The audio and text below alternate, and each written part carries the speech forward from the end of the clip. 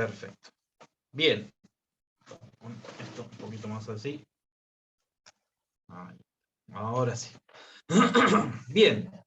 أعوذ بالله السميع العليم من شر الشيطان اللعين الرجيم بسم الله الرحمن الرحيم الحمد لله رب العالمين وصلى الله على محمد وعلى آله الطيبين الطاهرين.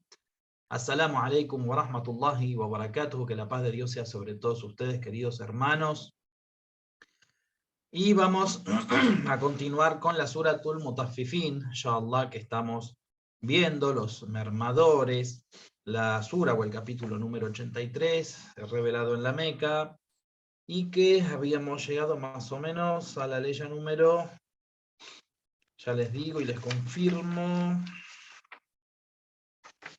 si no me equivoco, habíamos llegado a la ley número 15, ¿no? Sí, Sheikh, a la 15. A la 15, perfecto. Muy bien, sí, esto lo hemos visto. Habíamos visto la cuestión de los pecados, de qué sucederá con los mujrimin. Muy bien. Y lo último que habíamos visto, si mal no recuerdo, es qué es lo que sucede con el corazón de las personas que hacen los pecados. Es decir, esto realmente es la relación que nosotros tenemos con nosotros mismos, ¿no? Vieron que a veces hoy está muy de moda visitar a los psicólogos para que ordenen la vida de la gente, y no está mal, digamos, uno puede buscar ayuda en profesionales, incluso hay sheijes que estudian psicología, ¿no? Para poder orientar a las personas y utilizar, digamos, parte del conocimiento de Occidente, como es el mantiq, por ejemplo, la lógica, que fue tomada de Grecia, e incorporarla a los conocimientos islámicos. Pero bueno, muchas veces pasa esto de que hay personas que se autoboicotean, ¿no? Es un autoboicot constante. Y que muchas veces vemos que tienen distintas capacidades, que realmente podrían llegar muy lejos, pero que o por su carácter, o por sus reacciones, o por su semblante, o por la forma en la que, digamos, van a actuar ante los desafíos, vemos que se autoboicotean. Es decir, la persona puede ser muy profesional, tener mucho conocimiento, pero al momento, digamos, de los papeles, como quien dice, cuando tiene que actuar realmente, va a cometer algunos actos que van a hacer que no se vea tan profesional, a pesar de que es muy profesional, o que quizás parezca que no tenga tanto conocimiento. Muy bien, es una forma de un autoboicot, digamos, una persona que no puede controlar ciertas cuestiones y que, bueno, nada, tiene este tipo de connotaciones, digamos, negativas, que pueden arruinar un montón de cosas buenas y positivas que tiene la persona y que debe corregir, obviamente. Pero muchas veces, como nos preocupamos de lo superficial, muchas veces, o de lo material, y lo último que queda para preocuparse es la parte espiritual, no nos preocupamos por este punto que es tan importante, que es el autoboicot espiritual que se hace la persona. ¿Y qué significa esto? Significa que la persona, todos tenemos una capacidad espiritual de relacionarnos con Dios. Esto también es importante. No todo el mundo puede ser un gran matemático, no todo el mundo puede ser artista plástico y destacarse, quiero decir, ¿no? O sea, cualquiera agarra un pincel, pero ser artista plástico tiene que ser una persona que se prepara, que estudia, que tiene un don y que tiene, digamos, una vocación, etc. No sé, un artista, se me ocurre. Cualquier cosa en la que uno se desempeña, digamos, siempre tiene que haber una búsqueda, unas ganas, una capacidad, un don, etc. Pero hay algo que es maravilloso, que es que la capacidad de relacionarnos relacionarse con Dios y la capacidad espiritual la tenemos todos. O sea, nadie queda afuera. Todos podemos y somos potencialmente hombres perfectos. Nosotros nacemos siendo hombres perfectos, o sea, siendo potencialmente hombres perfectos. Siendo el insan el kamel, el hombre completo donde Dios quiere que lleguemos. Entonces, ¿a dónde está el autoboicot? El autoboicot está cuando nosotros conocemos a Dios, conocemos el derecho de Dios, conocemos el derecho que tenemos nosotros como ser humano, nuestra posición como seres humanos, nuestra posición ante Dios y nuestra posición ante las distintas criaturas dentro de la creación. Y a sabiendas de eso, y a sabiendas de lo que es halal y lo que es haram, nosotros actuamos en contra. Es decir, nosotros no estamos actuando en contra de Dios, sino en contra de nosotros mismos. Por lo tanto, la persona que, por ejemplo, conoce a Dios, adora a Dios, y Dios le da un corazón limpio, un corazón sano cuando nace, y que recibe ese corazón, como quien dice, y entonces lo va ennegreciendo, lo va oxidando, como decíamos en la clase anterior, en realidad se está autoboicoteando. Es decir, tiene toda la capacidad del mundo para ser una persona libre, una persona perfeccionada, una persona cercana a Dios, una persona cercana a los ángeles. Sin embargo, la persona que conoce y que sabe y que vive según este método de vida, se autoboicotea. Ahora, ¿qué pasa con el otro? ¿No se autoboicotea el que no conoce? No, bueno, sí, en cierta medida sí, pero a más conocimiento, ¿sí? A más conocimiento, a mayor sabiduría. No es lo mismo conocer el Corán, ser un musulmán que sabe las cuestiones doctrinales del Islam y sabe las cuestiones prácticas. Una persona que nunca escuchó hablar de un profeta o de un libro sagrado.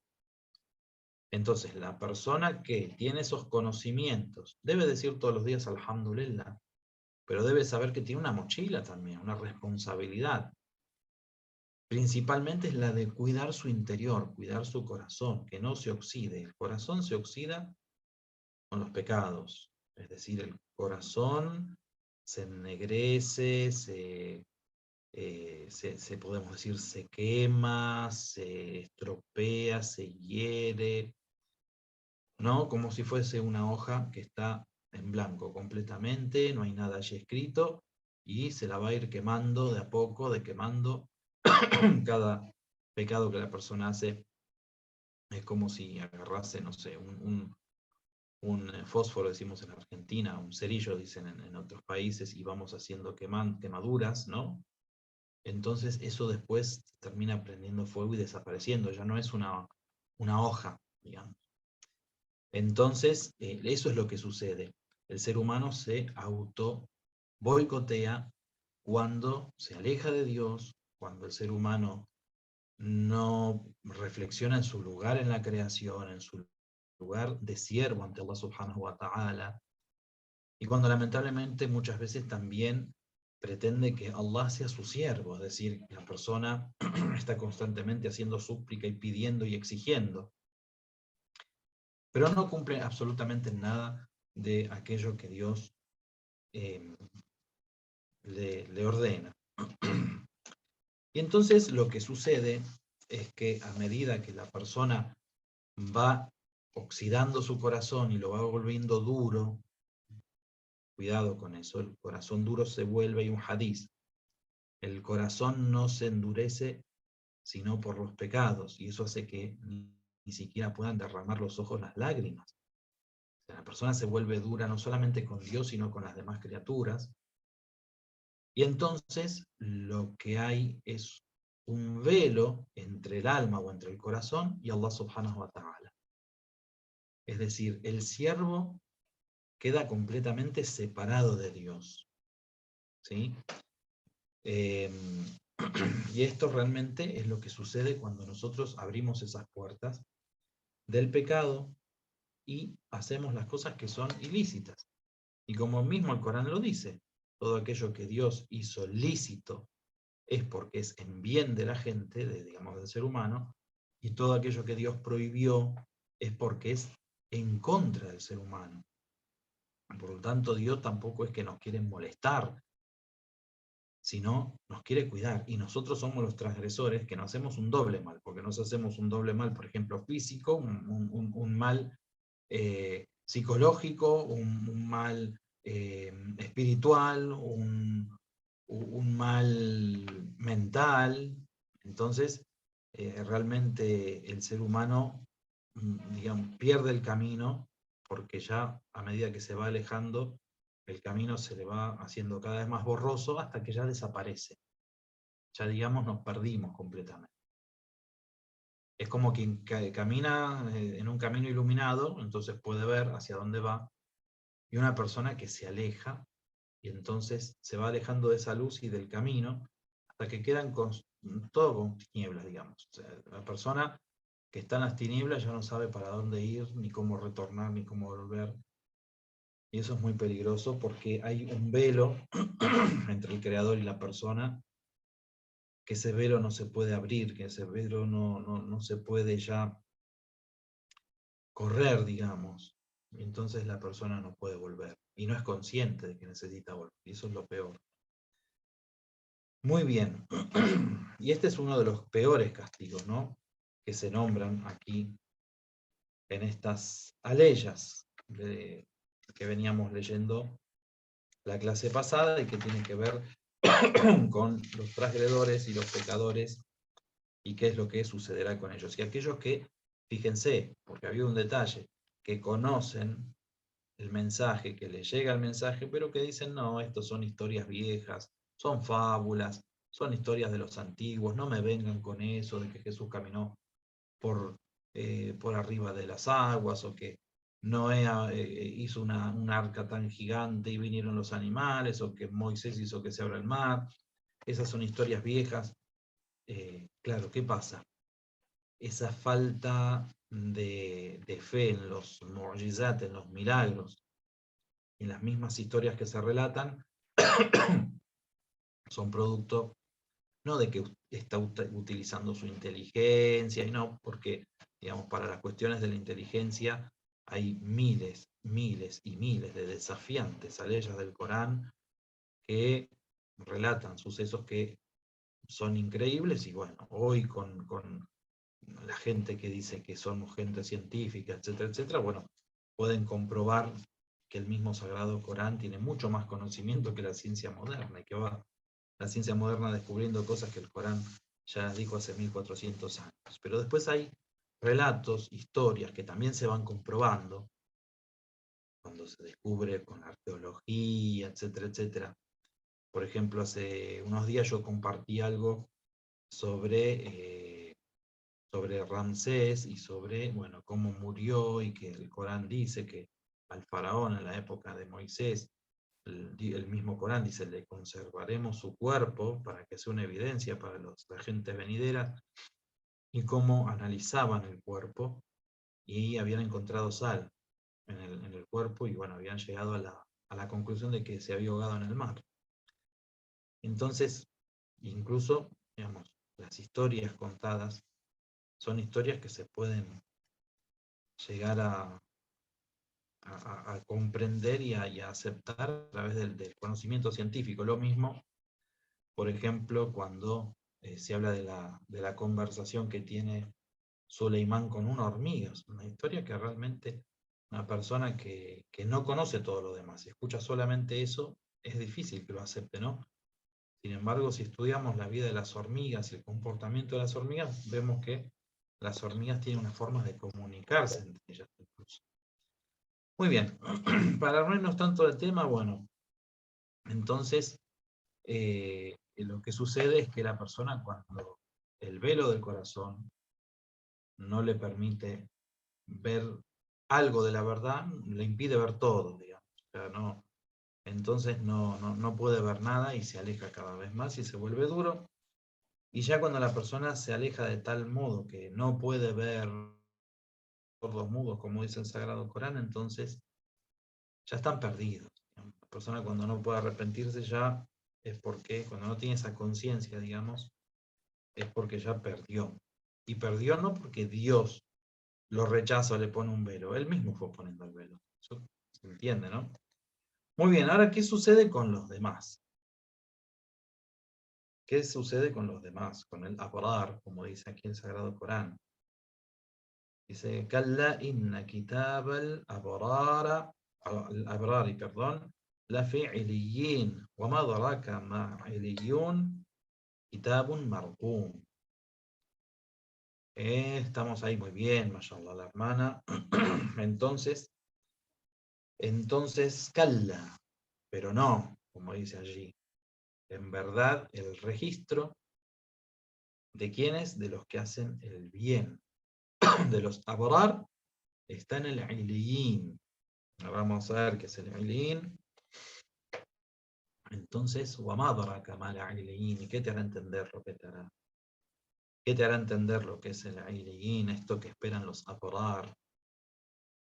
¿Qué es este lugar? ¿Cómo va a ser? Muy bien, ¿dónde estarán los piadosos? Entonces, iliyin es el plural de Ali, que es el lugar elevado. O sea, Ali, el mismo nombre Ali, del Imam Ali alayhi salam, significa altísimo. Es uno de los nombres de Allah subhanahu wa ta'ala. Allah es Al-Ali, ¿sí? El altísimo. Y entonces Ali, Ailiyin son los elevados, los lugares elevados, que originalmente dicen que llevaban este nombre las personas que vivían en las montañas, ¿sí? Por los lugares elevados en donde vivía, pero que se define hoy como un lugar celestial elevado, lo más elevado, digamos, de la morada celestial.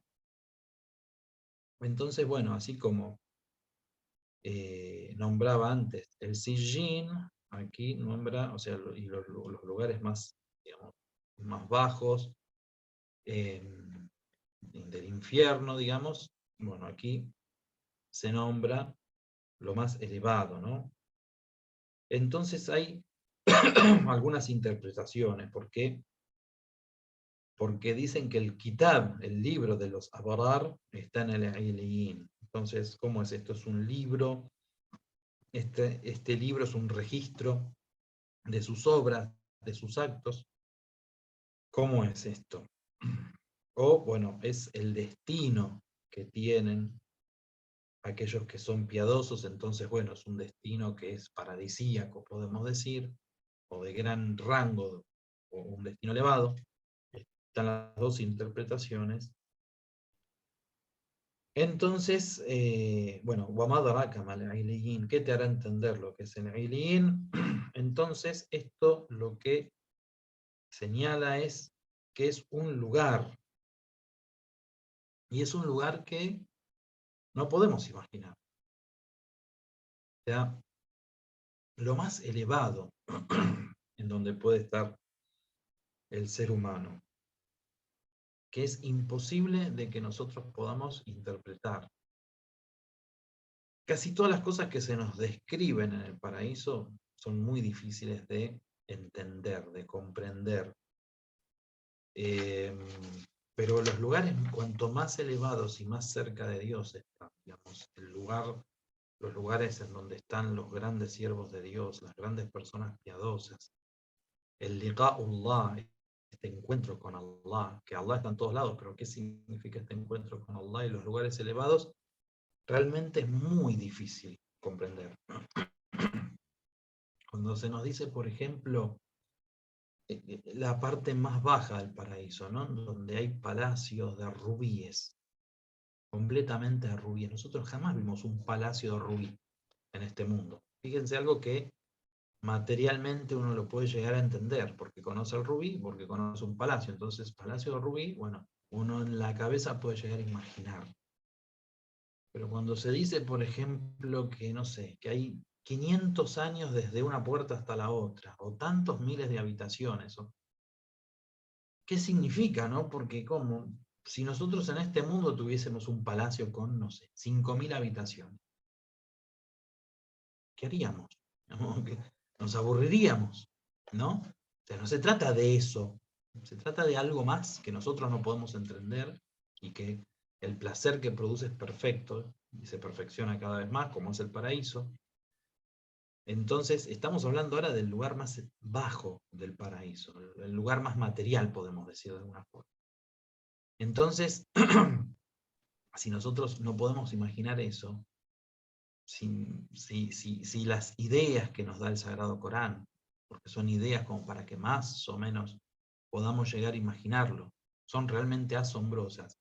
Los lugares más elevados, imaginen, no hay forma de imaginarse.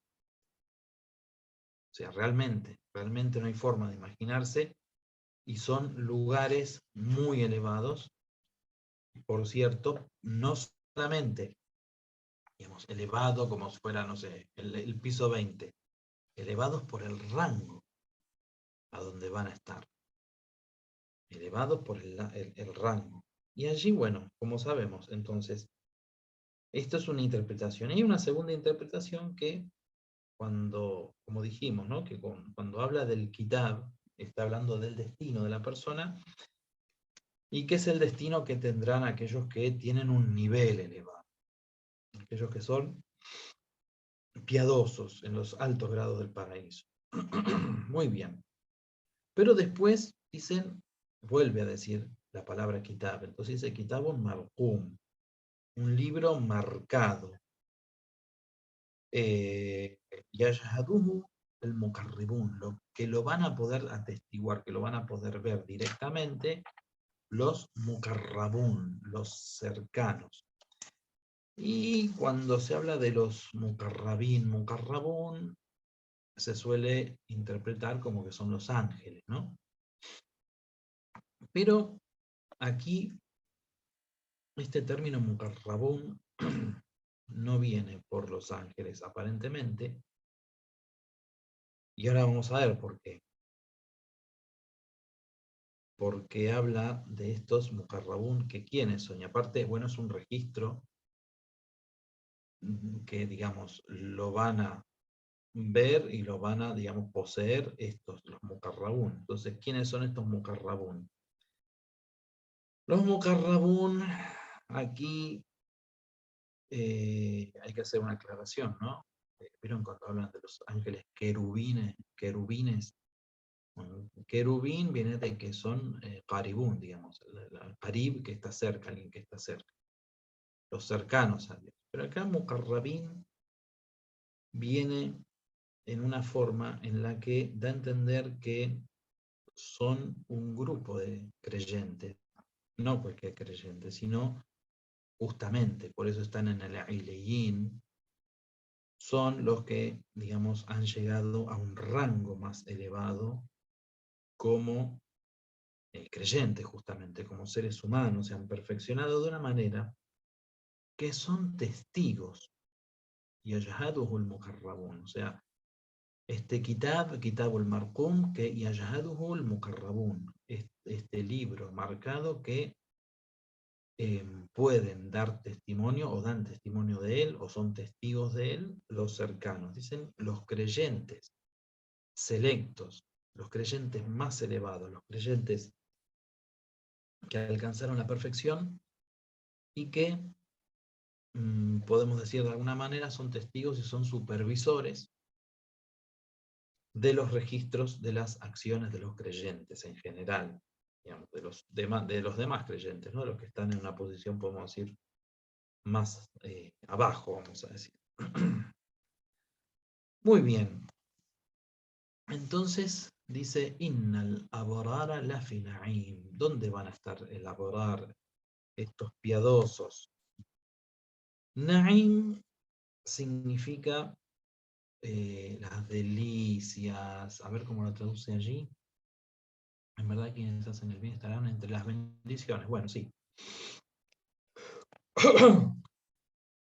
De alguna forma está bien, pero bueno, la palabra Na'im significa algo que es una bendición, una delicia, digamos, algo precioso para el ser humano y en abundancia.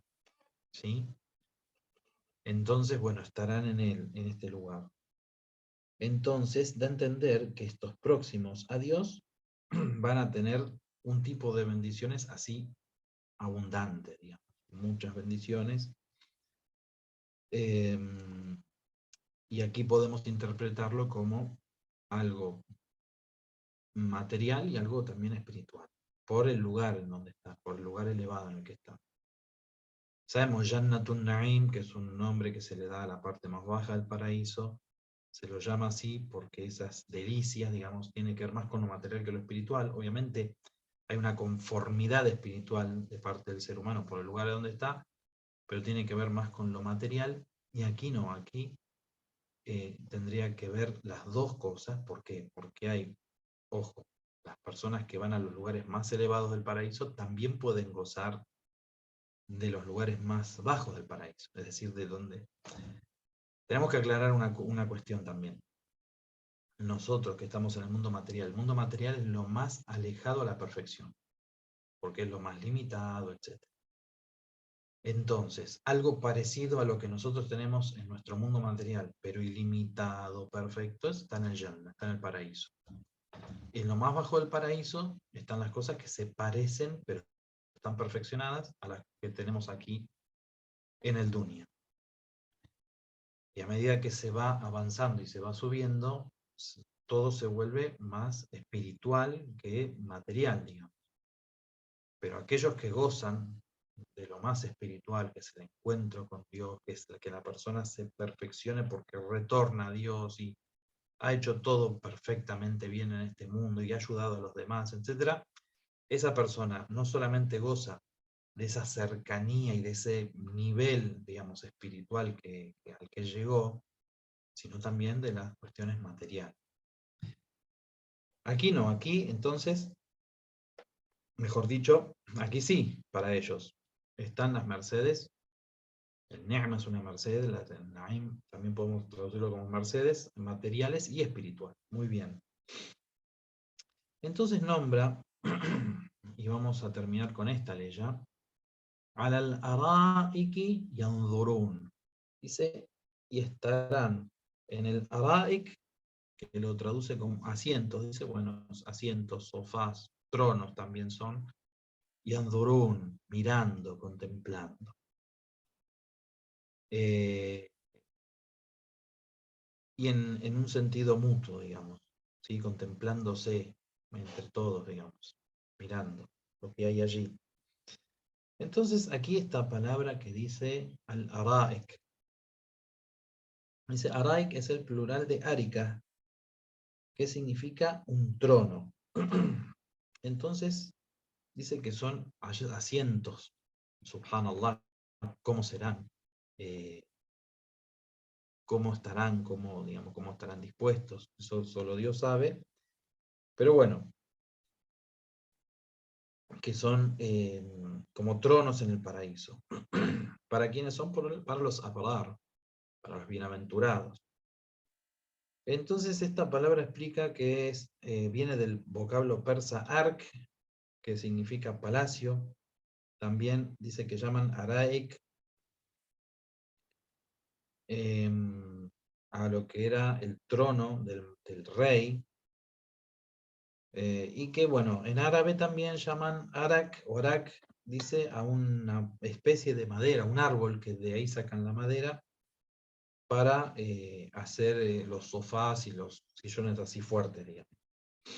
Entonces, bueno, como sea, ¿no? Está utilizando una palabra para que nosotros imaginemos un trono, un lugar, digamos, de mucha dignidad, de mucho poder, digamos, donde allí van a estar los abrar sentados y andurún mirando.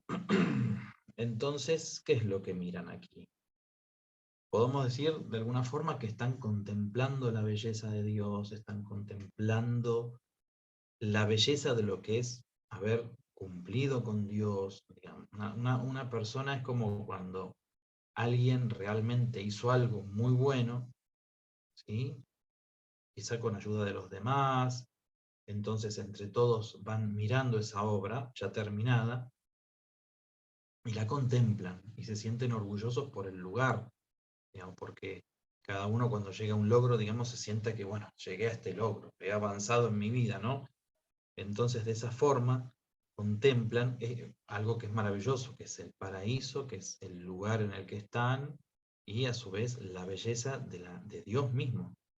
Allah subhanahu wa ta'ala es el que crea el paraíso, o sea, nosotros lo ganamos, pero Él es el que, digamos, el que nos ofrece y el que nos da ese paraíso maravilloso. Muy bien, entonces podemos decir que uno de los gozos que tiene el ser humano es contemplar, la contemplación, por ejemplo, del mar, de una montaña, de la luna, de la belleza en general, de un libro, del Sagrado Corán, contemplar el Sagrado Corán, mirar las letras del Sagrado Corán, es ibada, es adoración. Entonces uno mira la belleza del Sagrado Corán. Aquí está mirando, digamos, el lugar elevado al que llegó y está contemplando. ¿Desde dónde? Desde estos lugares. El araik, sentados, digamos, como cuando una persona está sentada porque está tranquila, porque está, digamos, está en el trono, ¿no? Como dice, no, nadie lo va a sacar de allí, es su lugar. Una idea de esta nos tenemos que hacer con esta ley. Y entonces dice, ta'arifu fi wujuhihim nasratun na'im. ¿Sí? Si no me sí, muy bien. Leo bien. Entonces dice que te vas a dar cuenta, ta'arifu fi wujuhihim, en sus rostros, en sus expresiones, en sus caras, el esplendor de esta resplandor, muy bien, bueno, el esplendor, el resplandor de sus bendiciones, de estas bendiciones. Entonces, ¿qué significa? Con un rostro abierto, con un rostro feliz, con un rostro resplandeciente, va a estar contemplando en su lugar y va a estar contento y va a estar feliz, distinto a lo que sucede en el infierno cuando las personas dicen tienen los rostros afeados, tristes, digamos, han fracasado en esta vida. Entonces, mientras que estamos vivos y todavía tenemos conciencia, tenemos que reflexionar también todas estas cosas. Entonces, aquí hay una palabra, bueno, el ta'rifu, que es un verbo, el verbo arifa, conocer, wujuh, que es el plural de wajah, y tenemos na'im, que ya lo vimos, nadara. Bueno, esta palabra nadara, entonces, significa alegría, frescura, resplandor, como dijimos. Es como cuando alguien tiene realmente una vida completa, que se siente realmente completo, realizado, hecho y que está feliz. ¿Sí? Está feliz. Entonces van a expresar eso en sus rostros, que subhanallah, Dios solo sabe cómo serán los rostros nuestros donde estemos, inshallah, que sea en el paraíso. Pero bueno, de esa forma nos da una idea de que va a haber una vida confortable, que la persona va a estar realmente feliz y llena de, rebosante de luz, podemos decir. Y entonces, ¿qué le van a dar a esta persona? Yusqawna min rahiqin makhtum. ¿Qué le van a dar? Le van a dar una bebida especial, un néctar.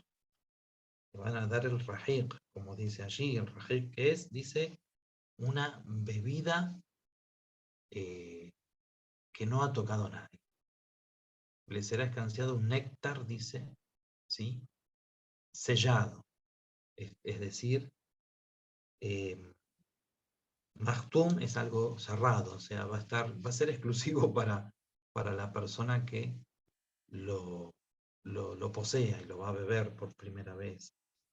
Entonces, digamos, es una bebida que se va a servir en una copa y que su dueño va a ser exclusivamente la persona a la que se le sirve, como una forma de respeto, podemos decir, ¿no? A veces nos sentimos respetados porque nos ponen nuestros nombres en los cafés ahora que se puso de moda. Lejos está de eso, por supuesto. Tenemos que imaginar algo. Y nos sentimos bien cuando nos llaman por nuestro nombre, ¿no?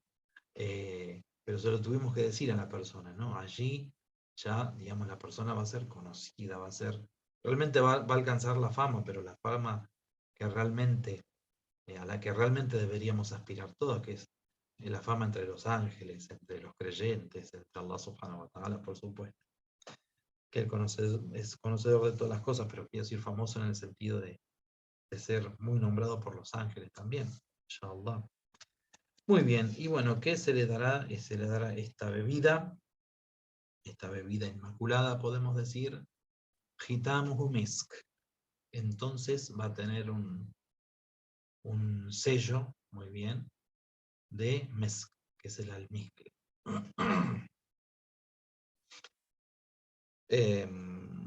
Y ahora vamos a entrar en un tema que lo vamos a dejar ya para la clase que viene. ¿Por qué? Porque bueno, este sello va a ser de almizcle, algo muy especial del paraíso, pero fíjense lo que dice al final, o fidálica, la letra es muy chica y no llego a leer, falyatanafas, ¿sí? Al-mutanafizun, ahí está.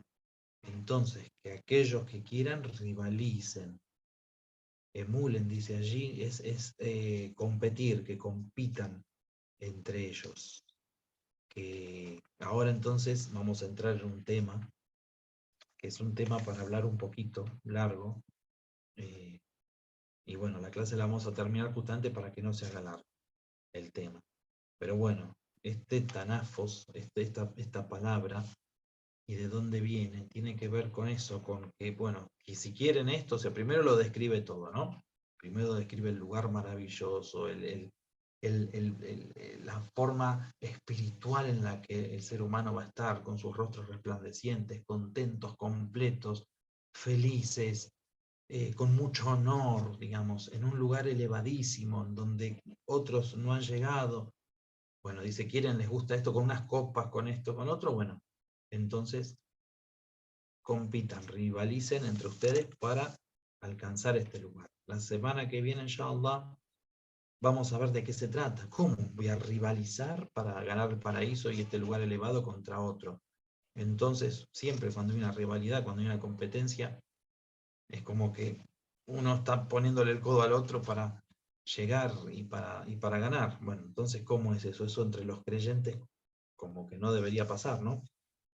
Bueno, vamos a ver, inshallah, qué es lo que dice el Sagrado Corán y cómo debemos interpretar esto y hacerle caso a esta invitación de Dios Todopoderoso de rivalizar entre nosotros. Inshallah. Walhamdulillahi Rabbil Alamin wa salamu alaikum wa rahmatullahi wa barakatuh. Que Dios los bendiga mucho. Y ahora, inshallah, vamos a hacer el Dua Kumail. Lo pueden seguir en vivo por el Facebook de la Mezquita Tawhid de Buenos Aires. Inshallah.